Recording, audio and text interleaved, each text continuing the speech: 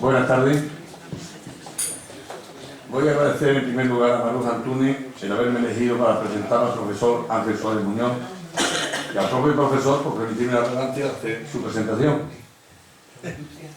Don Ángel Suárez Muñoz, al que todos seguramente le conocen más que yo, nace en Badajoz en el año 1958 y realiza los estudios de magisterio ejerciendo la docencia en primaria durante 18 años, al mismo tiempo que estudia la licenciatura de Filología Hispánica y el grado de doctor por la UNED.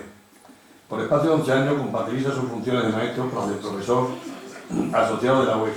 Posee también la especialidad de la logopeda y actualmente es profesor titular de la Universidad de Extremadura en el área de didáctica de la lengua y la literatura, realizando investigaciones sobre la comunicación, dificultades del aprendizaje y promoción de la lectura, trabajando en actividades investigadoras como son las dirigidas a estos tres grupos: dificultades y trastornos de la comunicación y del lenguaje, educación literaria, literatura infantil y juvenil, la ficción fantástica, literatura tradicional y patrimonio cultural, y la psicolingüística y su influencia en el aprendizaje de las lenguas.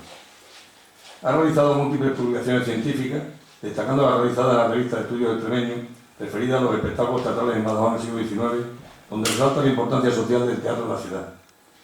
En ella nos muestra la dimensión del teatro al convertirse en la principal actividad capaz de reunir a grupos sociales diversos en torno a un mismo espectáculo, llegando a todos los rincones e implicando tanto a ricos como a pobres. Nos habla de espectáculos para teatrales tan diversos como los dedicados al mundo ecuestre, del ilusionismo, gimnástico, de funambulismo, etc., amén de los propios teatrales en el Teatro del Campo de San Juan, antiguo Hospital de la Piedad. Perdón, que me he perdido. Lo que nos muestra la dimensión de las investigaciones del profesor Suárez en el campo del teatro del siglo XIX en Badajoz. En el tomo sexto del curso Apuntes para la Historia de la Ciudad de Badajoz, que publica la Real Sociedad Económica de Amigos del País, tiene una excelente comunicación sobre el teatro como foco de cultura en el Badajoz intramuros del siglo XIX, en el cual nos cita la transformación del Hospital de la Piedad mencionado en el Teatro del Campo de San Juan en el año 1800, donde competían grupos de aficionados de varias sociedades que organizaban actividades de esas características en sana armonía, hasta que en 1886 se abre el Teatro López de Ayala, auténtico coliseo que dejó empeñado al ayuntamiento por las expropiaciones que hubo que hacer, así como por el costo de su construcción. Para demostrar una afición al teatro existente en la época, nos narra la asistencia de otros espacios teatrales como son, o fueron, el Liceo de Artesanos, el Fomento de las Artes, el Conservatorio de la Orquesta Española, la Sociedad Proncera, el Café Suizo y otros espacios menores que omitimos para no alargar el número enorme que tiene en sus publicaciones. Fruto de la tesis doctoral en la UNED, publicó el libro El Teatro López de Ayala, el teatro en Badajoz del siglo XIX, de 1887 al 1900. En él nos narra la culminación de un proyecto iniciado 22 años antes, que se culmina con la inauguración del teatro un 30 de octubre de 1886, valiendo la pena este hecho a pesar de las carencias esenciales que tenía la ciudad, como eran las carencias de agua potable, electricidad, alcantarillado, higiene en general, empedrado de calles, etc. Pasando por el teatro, artistas y compañías de renombre internacional. Es una publicación que recoge una cantidad de datos desconocidos dirigidos a estudiosos del teatro y de la historia. Muy interesante publicación es Entre Bambalinas, editado por Caja de Badajoz, donde nos sitúa en los entresijos de una manifestación escénica que empapó toda la sociedad del siglo XIX, donde mezcla actores, espectadores, anécdotas, escenarios, edificios, etc., haciendo de este libro un conjunto de estampas teatrales que hacen las delicias del lector. Dentro del campo de investigación profesional ha publicado Trastornos del habla, estudio de casos, Educar y reeducar el habla con cuentos, y Tiro porque me toca. En ello nos habla de las alteraciones del habla, principalmente de las dislalias, de los cuentos como punto de partida para la recuperación de trastornos de la expresión oral y del favorecimiento del lenguaje a través de juegos en niños en fase de aprendizaje. Como pueden todos ustedes observar, tanto la labor didáctica en la universidad como el investigador y la de escritor nos muestran un personaje ideal para ser escuchado y del cual nos llevaremos sin lugar a dudas una lección muy interesante. Tiene la palabra don Ángel Suárez Muñoz. Muchas gracias. Muchas gracias. Gracias a Carlos por la inmerecida presentación y los elogios que me has dedicado. Bueno, buenas tardes, buenas noches a todos. En primer lugar, quiero agradecer la posibilidad que me ha brindado la Real Sociedad Económica de Amigos del País de Badajoz, a través de Maruja Antúnez, para reencontrarme con un tema que me encanta. No en vano fue el tema sobre el que elaboré mi tesis de doctorado y del que por diversas circunstancias llevaba distanciado desde hace algún tiempo: la investigación sobre las manifestaciones teatrales en la ciudad de Badajoz. También he de agradecer a Luis Millán Vázquez de Miguel, compañero en la docencia universitaria, por la valiosa, aunque breve, información que me ha facilitado. Igualmente quiero agradecer al personal de administración de la Real Sociedad Económica por las facilidades dadas a la hora de consultar toda la documentación existente sobre el grupo PAX, que fue el encargo que me hicieron para esta conferencia. Bueno, muchos de ustedes conocen mis trabajos sobre el Teatro López Ayala, sobre el teatro del siglo XIX en Badajoz. Es una historia que todavía está en construcción, ya que queda añadir todo lo que hay, que no es poco, relacionado con el siglo XX. El encargo para investigar sobre el grupo PAX vinculado a esta sociedad económica de amigos del país a finales de los años 60 y principios de los 70 del pasado siglo, me ha permitido, como les decía, retomar una investigación que ahora sí estoy dispuesto a concluir en breve plazo y me comprometo aquí en público a hacerlo.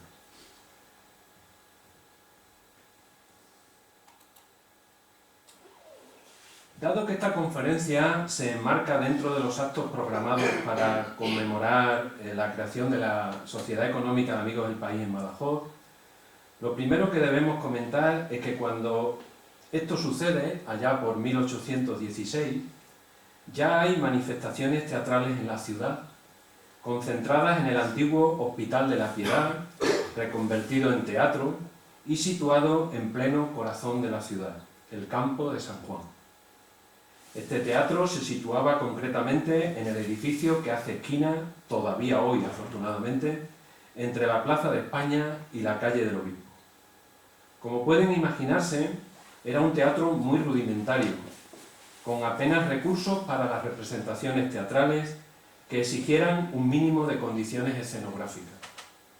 Incluso como local dejaba mucho que desear: goteras, los espectadores acudían a las representaciones con paraguas durante los días de lluvia, humedad, el suelo era de arena que se regaba antes de las funciones para evitar la polvareda, y frío, había que colocar braseros en diversos puntos del teatro.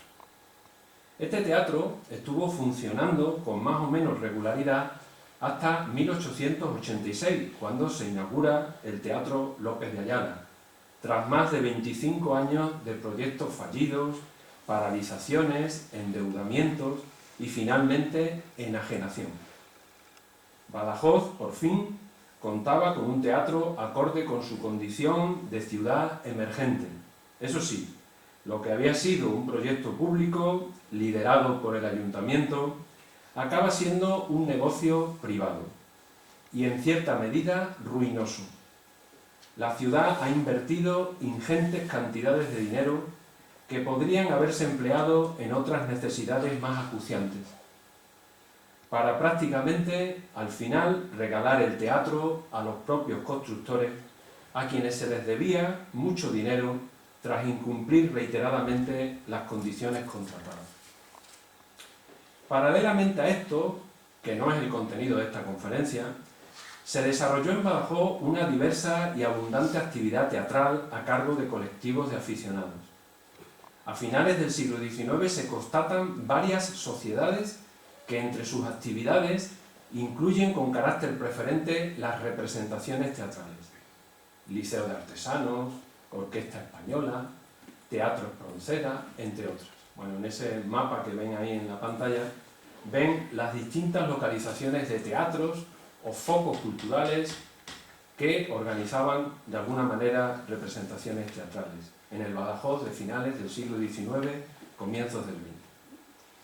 Este aspecto de representaciones por colectivos de aficionados sí nos interesa destacar ahora, y se vincula con lo que nos trae a este acto: la afición teatral que siempre ha existido en nuestra ciudad, que ha evolucionado y sobrevivido a pesar de las vicisitudes de la historia y las circunstancias de cada momento por los que ha pasado la vida de Badajoz. Como les he comentado, la historia del teatro en Badajoz en el siglo XX está por hacer. No obstante, podría avanzarles que siguió siendo intensa durante las 2 primeras décadas del siglo XX, aunque compitiendo ya con el cine que había irrumpido de manera pujante y arrolladora en la sociedad pacense. La guerra civil y los episodios dramáticos que se producen en Badajoz, incluida la quema del Teatro López de Ayala, parecen dar la puntilla a una actividad, la teatral, que se había mantenido constante a lo largo de más de un siglo. Durante la posguerra y hasta la restauración democrática, el teatro languidece en la ciudad, sostenido solo por grupos de aficionados jóvenes que con más dificultades que ayudas intentan mantener en la ciudad el mismo pulso que se viene constatando en otras zonas del país. En la década de los 90, el Teatro López de Ayala sobrevive a la especulación urbanística. Es restaurado y hasta la fecha, como parte de un consorcio cultural, se ha convertido en núcleo de las actividades culturales de Badajoz. Como ave fénix, el teatro y la afición teatral ha renacido de sus cenizas, nunca mejor dicho. De esta tradición teatral, de la que ha hecho siempre gala el pueblo de Badajoz, y me interesaría resaltar lo del pueblo, porque siempre ha partido del interés y la dedicación de las clases populares, deriva sin duda la constitución de un grupo de teatro independiente con espíritu transgresor a finales de la década de los 60 del siglo XX, en el seno de esta sociedad económica de amigos del país, el grupo PAX, que es el tema que centrará nuestra conferencia. Conviene, no obstante, recordar algunos datos que ayuden a contextualizar la situación. Es importante saber que el teatro profesional de esa época solo buscaba el beneficio económico. Los empresarios no se preocuparon por las repercusiones sociales o culturales de las obras, sino por la diversión, que enmascaraba la cruda realidad porque así obtenían beneficios económicos. Se trataba de un teatro dirigido a la burguesía, la única clase social que podía permitirse acudir al teatro. Un teatro tan restrictivo obligaba a los actores a compaginar sus actuaciones con otras actividades para poder vivir. Igualmente, los empresarios tendían a invertir en otros negocios más lucrativos y con mejores perspectivas. De la misma manera, el público no veía reflejada la realidad ni la problemática del momento.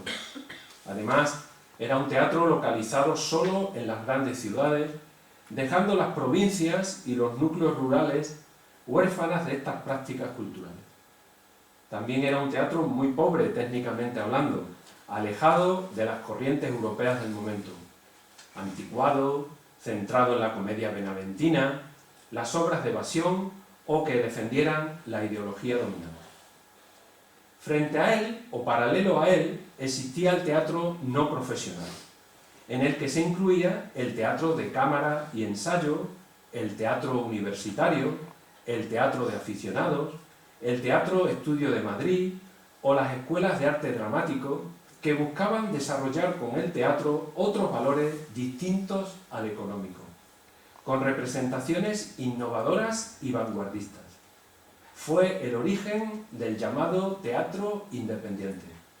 Algunos investigadores han llegado a comprobar que este tipo de teatro suponía el 40% del teatro que se hacía en España en la década de los años 60, llegando a alcanzar en la temporada 68-69 el 55%, su punto más alto. Si este teatro no tuvo más desarrollo y presencia en la sociedad española de la época, se debió a varias circunstancias que lo impidieron. El aislamiento de los propios colectivos teatrales, faltos de reuniones y asociaciones que les relacionaran, la casi ausencia total de formación en los actores que los formaban, la imposibilidad de un organigrama estable y constante para sus actividades, locales inservibles, desprecio ambiental por este teatro y, sobre todo, falta de medios técnicos y económicos.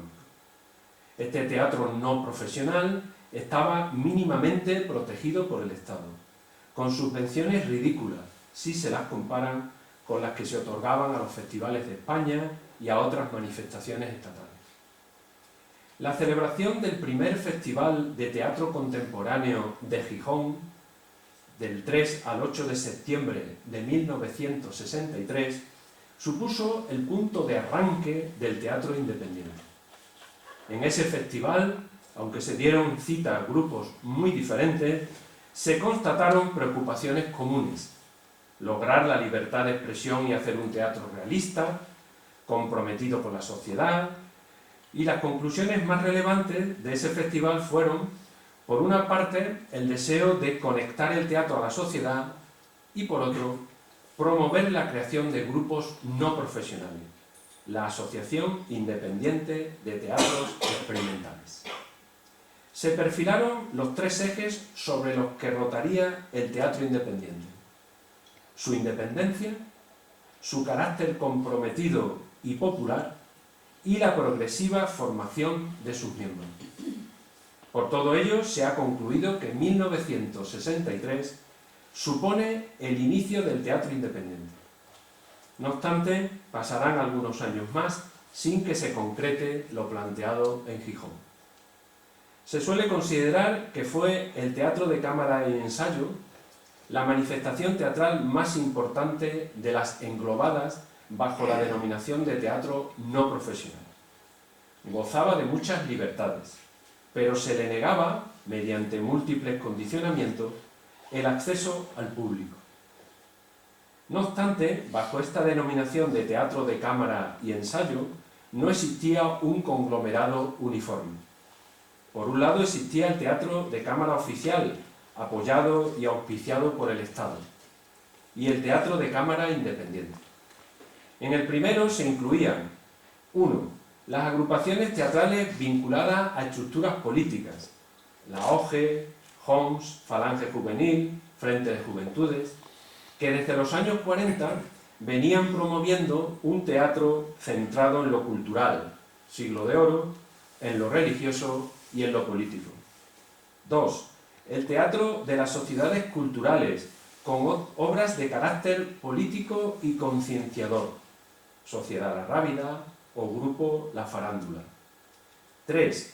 El teatro de las agrupaciones sindicales, a través de las delegaciones de educación y descanso, con mucha actividad entre 1950 y 1965, pero con obras de corte benaventino. 4.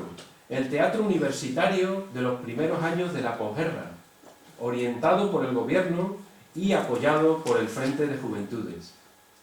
5. El Teatro Nacional de Cámara y Ensayo, nacido en 1954, que no fue más que una continuación del teatro comercial. 6. El teatro de los grupos paraoficiales, con menor conexión con el Estado, pero sin ser totalmente independiente de él. Por su parte, el teatro de cámara independiente no comenzó a recibir subvenciones hasta 1954. Sus anhelos de independencia se centraban más en la censura que en lo económico. A partir de 1966, con la creación del Teatro Estudio de Madrid o Los Goliardos, entre otros, se empezó a constatar un cambio importante con la introducción de textos teóricos de Brecht, Grotowski, etc. Hubo una serie de factores que fueron desprestigiando el teatro de cámara y su progresiva desaparición, sustituido por el teatro independiente. Estos factores fueron: la sesión única o un máximo de 3 representaciones, decepcionante para los grupos porque el trabajo de semanas se agotaba muy pronto. El repertorio compuesto por obras de vanguardia propiciaba solo un público muy elitista. La inestabilidad de los grupos obligaba en ocasiones a contratar actores que procedían del teatro comercial. El público era muy selecto y minoritario. En los días de descansos se utilizaban las salas de los teatros comerciales.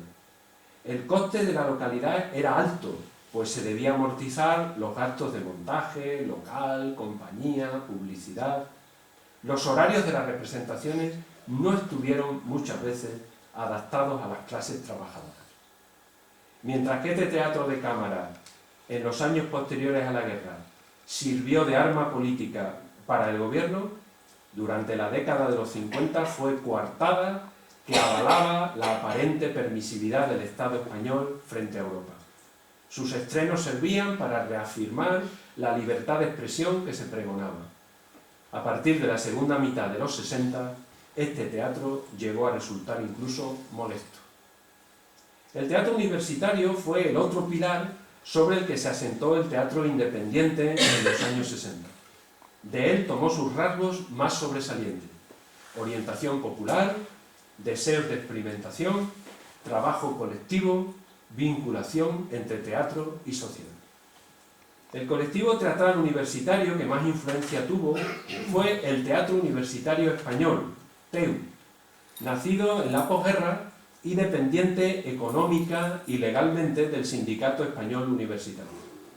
Entre 1940 y 1955, la actividad del TEU fue casi nula, debido a la censura, a la falta de formación e información de sus integrantes y lo raquítico de sus presupuestos. Su momento de auge y mayor repercusión se suele situar entre 1956 y 1966. Su final coincide con la apertura iniciada por Fraga en 1962, la crisis de la universidad en 1965 y la desaparición de la censura previa a partir de 1966. Durante su periodo de auge e influencia, el gobierno, viendo que se le iba de las manos este teatro universitario, estableció una serie de medidas que lo encorsetaba y ayudaba a controlarlo. Así, en 1959 le impuso los siguientes requisitos. Las funciones se celebrarían en locales de la universidad, con un auditorio exclusivamente universitario, con entradas gratuitas. Los actores debían trabajar sin remuneración de ningún tipo y no habría publicidad de las funciones ni crítica posterior, salvo en el ámbito universitario. Después del año 1966, el teatro universitario prácticamente desaparece, sustituido por el teatro independiente. Las características de este teatro toma las del universitario: el trabajo colectivo en la preparación de las obras, la independencia del gusto del público, la experimentación llevada a cabo en los terrenos ideológicos y estéticos y, sobre todo, el compromiso social. Menos clara es la influencia del teatro de aficionados en el surgimiento del teatro independiente. El teatro de aficionados surgió en núcleos urbanos o barrios de relativa importancia bajo el cobijo de alguna asociación cultural, aunque también apareció en el ámbito rural, vinculado a casas parroquiales, centros obreros, cooperativas o sociedades recreativas. Se ha llegado a afirmar que el objetivo de este teatro no era otro que llenar el tiempo, eludiendo el enfrentamiento con el gobierno en el caso de haber planteado asuntos de índole cultural o político. En general, el nivel cultural de estos grupos era mínimo, debido tanto a la falta de formación de sus miembros como al escaso nivel de las obras. Por lo común eran sainetes o melodramas y también éxitos del teatro comercial. A pesar de ello, este teatro ejerció una gran influencia en el panorama teatral español, aunque solo fuera por el gran número de agrupaciones reconocidas. Solo en Barcelona y en 1969 se censan más de 800 grupos. En cuanto a Badajoz, es la primera provincia en extensión de España, pero nunca lo ha sido en el número de habitantes. Por aquellos años, de 1960 a 1970, emigró el 33% de la población, unas 283.000 personas. Su índice de analfabetismo era uno de los mayores de España, el 10%. A lo largo de esos 10 años, la población de la provincia había disminuido en 121.573 habitantes. Es decir, un descenso del 17,59%, cuando el aumento en todo el territorio nacional fue del 8,3%. Duro panorama, se mire por donde se mire, Su nivel de renta en estos años solo representaba el 1,31% del total nacional. Su renta per cápita de 1970 eran 36.949 pesetas frente a las 58.326 de la media nacional. Badajoz, a finales de los 60 y principios de los 70, era una capital pequeña en la que los bloques de vivienda de la avenida de Santa Marina marcaban el límite de la ciudad. Ir a la estación de trenes, cruzando el Puente Viejo o a San Roque, significaba salir de lo que en aquellos tiempos se consideraba el centro urbano. En esa época no todos los niños iban a la escuela, ni todos los jóvenes estudiaban bachillerato. Solo existían dos institutos públicos, uno de chicos y otro de chicas. El lugar de encuentro era el Paseo de San Francisco, y el resto de entretenimiento se circunscribían al deporte, al cine y en verano a frecuentar las orillas del Guadiana, la playa y el embarcadero. En estos años, las únicas manifestaciones teatrales que tienen lugar en la ciudad a lo largo del año son los festivales de España, el paso de alguna compañía profesional y las semanas de teatro que empiezan a organizarse a principios de los años 70. No obstante, también en Badajoz se podían encontrar grupos que se dedicaban al arte, la música, la literatura o el teatro. Manifestaciones artísticas y culturales que de una u otra forma se interconectaban al desarrollarse en una ciudad pequeña. Este conocimiento recíproco permitía un intercambio de actividades y protagonistas que favorecía la multidisciplinariedad artística y cultural. El grupo de teatro TEU, dirigido por José María Pagador, hizo su primera y única representación en los salones del edificio que actualmente alberga los juzgados, con la representación de varias obras. Ahí pueden ver el cartel. Casi al mismo tiempo se creaba el grupo de teatro PAX, lo que posibilitó que la mayoría de los integrantes del TEU se adscribieran a él. El grupo PAX tuvo sus comienzos en el Colegio Menor Juan XXIII. Había obtenido un premio nacional de la OGE y en una segunda etapa buscó el apoyo de la Sociedad Económica de Amigos del País, que le acogió y les facilitó un local para ensayar. Era necesario toda esta introducción previa para entender cómo el 2 de junio de 1969 se aprueban los estatutos por los que habrá de regirse las actividades del grupo de teatro PAX, que coincide y comparte espacios con las secciones del Cineclub y de las Juventudes Musicales con las que ya contaba esta Sociedad Económica de Amigos del País. No obstante, los orígenes del grupo son anteriores. Concretamente en 1968, o incluso antes, en el 67, representan por 2 veces en alta mar. El grupo se consolidó, ya lo hemos dicho, dentro de la Sociedad Económica de Amigos del País. Tras un año de existencia previa, tuvo lugar un momento importante en la trayectoria del grupo, la fusión con el TEU pacense, naciente en ese momento.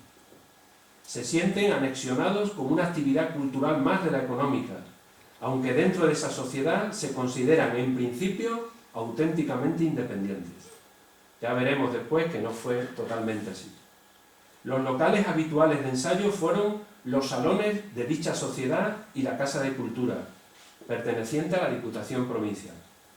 Se propusieron actuar donde pudieran o donde les dejaran, ya fuera en Badajoz o en la provincia. Confesaban y reconocían vegetar a costa de subvenciones procedentes de información y turismo y económicos, por no decir raquíticos, presupuestos. Su proyección geográfica estaba orientada al suroeste de la península. Reconocían que su relación con la universidad era muy limitada, que relacionarse con los clubes juveniles era imposible, que su relación con la prensa se reducía a salir de vez en cuando en el periódico. Respecto al número de miembros y la dedicación de los mismos, en el momento de su constitución, PAX cuenta con 15 socios activos o actores que dedican un mínimo de 3 horas diarias de ensayo, sin contar el estudio de las obras. A lo largo de su historia, el número de actores llegará a aumentar hasta 18. La tendencia dramática que siguen, dada la juventud del grupo y las reestructuraciones internas que constantemente estaban obligados a realizar, resulta bastante cambiante, lejos de ser alguna vez la definitiva. De todas maneras, era un grupo que estaba convencido de proponer al pueblo un teatro de auténtico testimonio, de la realidad social que a esa generación le había tocado vivir. Su manera de comprender el teatro se resumía en una palabra: el hombre. La aparición de este grupo se enmarca en el florecimiento de grupos independientes de teatro en toda España. Les cito solo algunos: Aquelarre en Bilbao, Cómicos de la Legua también de Bilbao, Corral de Comedias en Valladolid, El Camaleón de Barcelona, El Candil de Talavera de la Reina, Tábano de Madrid, Esperpento de Sevilla, etc. La constitución del grupo PAX se hace formal y seria. Se redactan unos estatutos que constan de 3 capítulos y de unas disposiciones finales. El capítulo 1 habla de la constitución y los fines del grupo. Entre los fines que se proponen está representar obras dramáticas, hacer lecturas teatrales, organizar conferencias, cursillos sobre teatro, certámenes y establecer relaciones con los demás grupos teatrales de la ciudad y de la provincia. También se proponen estimular y fomentar la afición teatral y el interés por el teatro en la ciudad y en la provincia. Se fijan como sede del grupo el propio de la económica, Hernán Cortés I, y condicionan su supervivencia al contar al menos con 10 socios. En el capítulo 2 de los estatutos se trata de los miembros del grupo. No se establece un número máximo de integrantes, sino que todas las personas que lo deseen pueden permanecer o pertenecer a él. Se diferenciaron 2 tipos de socios: los activos, que son los que participaban en la puesta en escena de los espectáculos, y los numerarios, que no lo hacen. Incluso se crea la figura del socio de honor. Las obligaciones de los socios son abonar las cuotas, desempeñar los cargos asignados y asistir a los actos. Los activos deben participar en la organización de los eventos. La condición de socio se pierde cuando se incumplen las obligaciones. Los socios numerarios pasaron después a denominarse abonados y los socios de honor protectores. A comienzos de 1971, el grupo cuenta con 25 socios, pero los datos disponibles y referidos al año 72, cuando el grupo ya tenía un recorrido, nos permite afirmar que ya contaba con 23 socios activos, 19 abonados y 11 protectores, lo que hacía un total de 53 socios. En este año, los socios activos pagaban 12 pesetas al mes, los abonados 25 pesetas al mes y los protectores 50 pesetas. Y no siempre estaban al corriente del pago. El capítulo 3 de los estatutos del grupo habla del régimen económico y administrativo. El grupo de teatro contó en un principio con total autonomía dentro de la económica, rigiéndose por sus propios órganos de gobierno, elegida entre sus miembros, siendo su secretario el propio de la económica, aunque no siempre fue así, ya que don Joaquín Suárez Generelo fue además el director del grupo en sus comienzos. La primera junta de gobierno estuvo integrada por su director, un vicepresidente, un tesorero y 4 vocalías: relaciones públicas, programación, organización y técnica. Las funciones de cada cargo son las definidas por las palabras que dan nombre al mismo, decían los estatutos. Contaban para su administración con un libro de actas, el de socios y el de cuentas. Estaba establecido que la Junta fuera elegida por la Asamblea General de los propios asociados, siempre que estuvieran al corriente de sus cuotas. La Asamblea se reuniría al menos una vez al año en el mes de noviembre. La renovación de esta Junta Directiva se haría anualmente.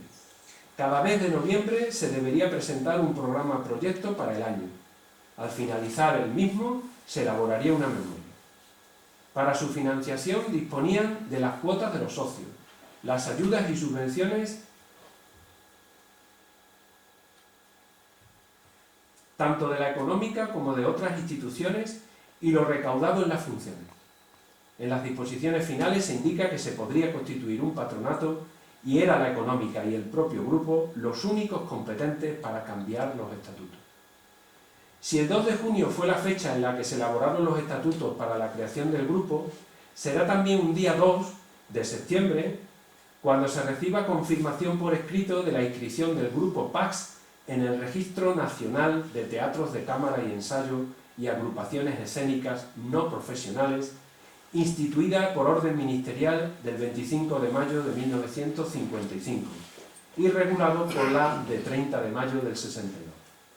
Esta inscripción oficial del grupo había sido solicitada por el presidente en funciones de la Económica, don José Antonio Cansino Riobó, remitido con fecha 2 de agosto del 69 a la Delegación Provincial del Ministerio de Información y Turismo, quien en el acuse de recibo desliza un error en la denominación del grupo, al indicar que se procede a la tramitación de la inscripción del grupo de teatro Paz, pero lo pone como Paz, no como Pax. Los estatutos serán modificados apenas un año después. Algunos integrantes del grupo me han recordado con gran nitidez el discurso de los nuevos dirigentes de la economía, comunicándoles cómo a partir de ese momento se deberían representar otras obras, sin duda menos conflictivas. De la misma manera me cuentan que a la conclusión de aquel discurso, más de la mitad de los actores y trabajadores del grupo allí presentes se levantaron y se fueron para no volver más. Esto obliga al grupo a celebrar el 3 de junio del 70 una Asamblea General extraordinaria. En ella se acuerda someterse plenamente a la disciplina de la económica, reparar los daños causados por el mal uso a diversos muebles del local social, modificar el artículo 12 de los estatutos del grupo de manera que desaparezca la figura del director, sustituida por la de un presidente, se crea la del secretario, se suprime la vocalía de organización, igualmente el tesorero pasa ahora a ser un administrador. En esta asamblea también se renueva la Junta de Gobierno del grupo, quedando constituida por Joaquín Suárez Generelo como presidente, Francisco García Sáenz de Santa María como vicepresidente, Luis Cayuela Montalvo como secretario, Lorenzo Villafruela Roldán como administrador, Gonzalo Rofiñac Suárez como vocal de Relaciones Públicas, Félix Sánchez González como vocal de Programación y Alberto Alonso Gerada como vocal ocupado de las cuestiones técnicas. Sea como fuere, y además como cabía esperar, el grupo, tras su constitución, empieza con una energía vital enorme. El 19 de septiembre del 69, apenas 3 meses después de su constitución, el grupo propone ya una campaña provincial de difusión teatral para estimular la afición por el teatro, propiciar así la irrupción de otros grupos y colaborar con el Ministerio de Información y Turismo en la segunda campaña nacional de teatro.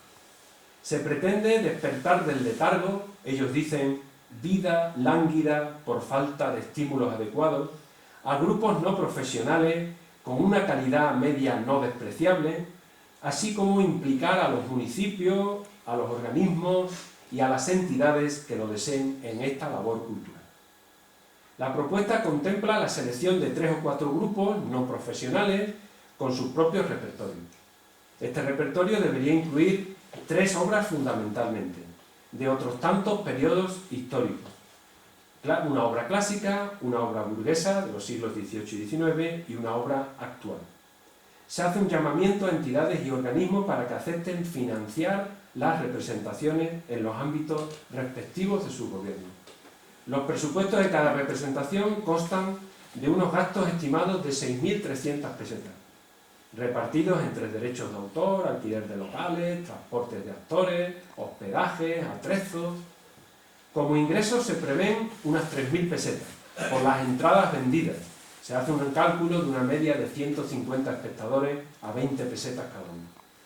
Se necesitan unas 2.000 pesetas en subvenciones y 1.300 a cubrir por los patrocinadores.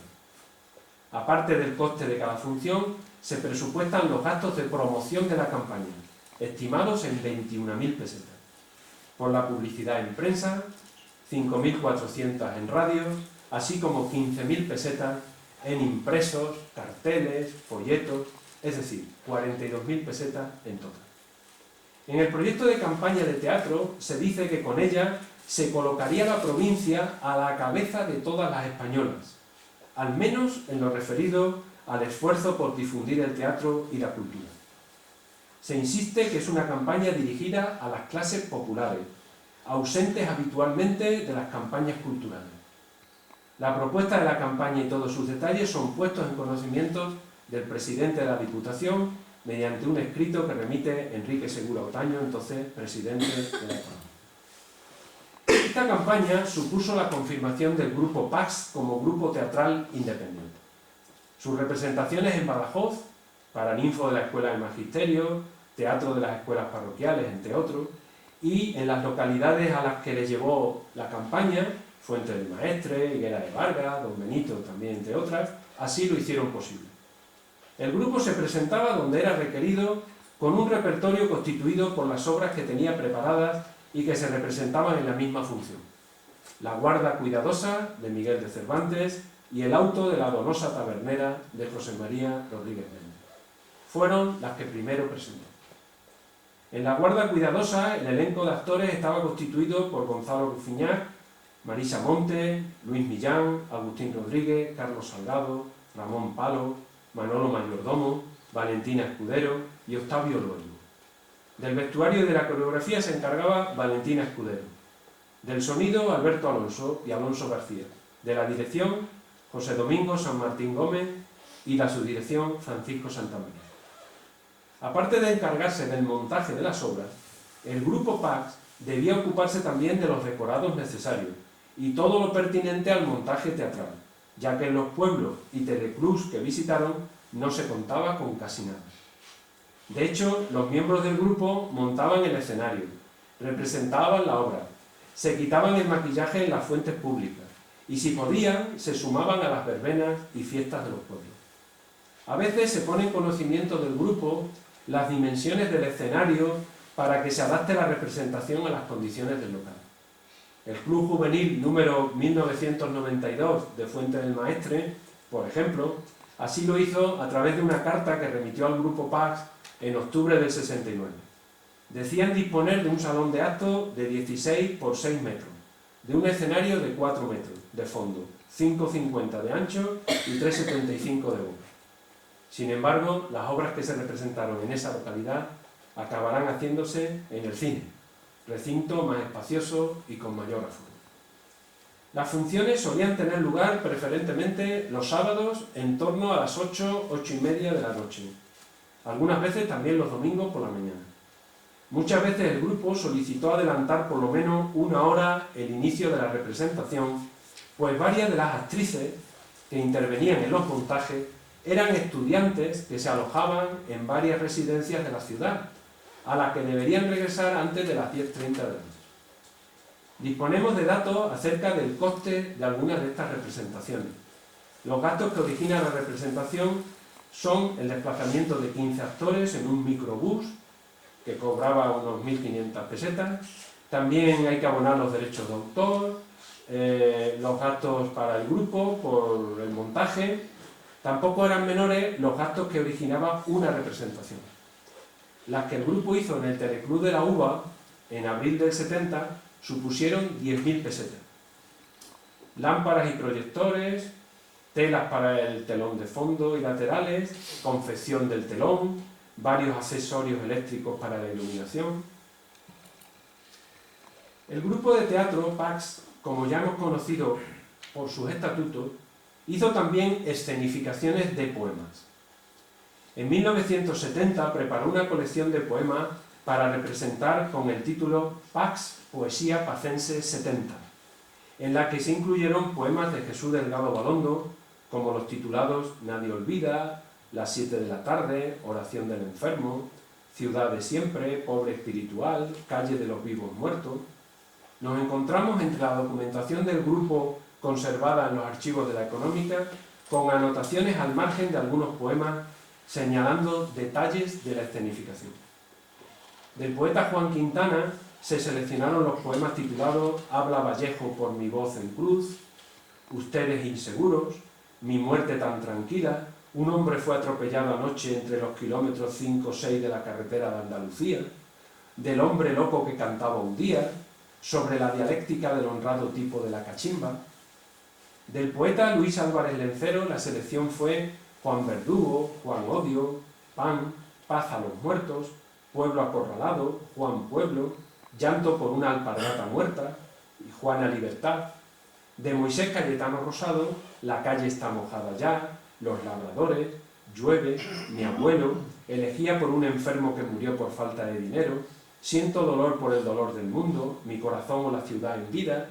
De Manuel Pacheco, los poemas que manejaba el grupo para su escenificación fueron Hombre, para nombrar al Vietnam, Antipoema para descargar las bombas que nos sobran, Poema para mirar el retrato de Che Guevara, Los pobres del mundo tocan el bombo, Hablemos de las melenas. La intención era elogiable, pero solo con comprobar el título de los poemas podemos hacernos una idea del contenido de los mismos y de la finalidad reivindicativa del espectáculo. Ni que decir tiene que este espectáculo fue prohibido por la censura y nunca fue representado. Este propósito o proyecto nos sitúa al grupo Pax en una clara línea contestataria y progresista. Pronto comprueban los inconvenientes. En abril del 70, ni siquiera un año transcurrido desde su creación, el grupo confiesa que su labor no sea demasiado efectiva y han recibido un buen número de palos de la censura, aunque dicen hay que luchar.